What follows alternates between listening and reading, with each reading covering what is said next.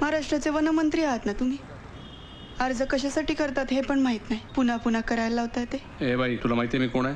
तोंड सांभाळून बोल. साहेब, हुकुमशाही नाही राहिली आता, लोकशाही. तोंड सांभाळून तुम्ही बोला, आदरानं बोलवा, एकेरी नाही.